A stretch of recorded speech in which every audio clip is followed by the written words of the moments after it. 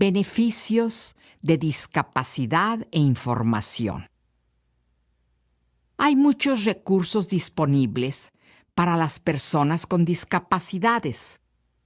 Quienes estén interesados en mejorar su vida diaria, mantenerse saludables y conectarse con oportunidades de empleo y adiestramiento. Use el área de beneficios de discapacidad del Illinois WorldNet para aprender más acerca de los programas locales que pueden ser buenos para usted o alguien que usted conozca.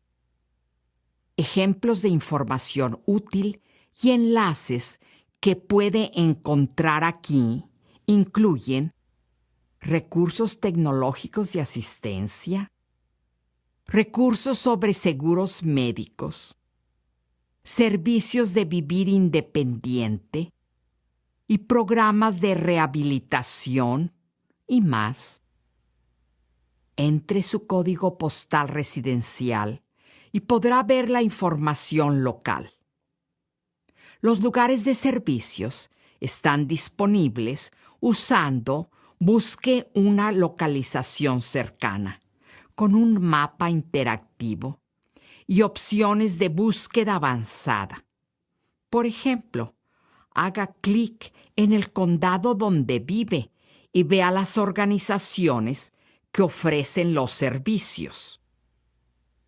Siga adelante obteniendo los servicios y el apoyo para ayudarse o ayudar a alguien que usted conozca a alcanzar las metas de empleo y adiestramiento. Gracias por ver este video. Los siguientes pasos son recomendados. Paso primero, vaya a illinoisworldnet.com y haga clic en Recursos sobre discapacidad. Entre aquí. Paso 2. Revise los beneficios de discapacidad y entre el código postal residencial para información local. Paso 3. Use Buscar una localización cercana para tener acceso a los programas locales.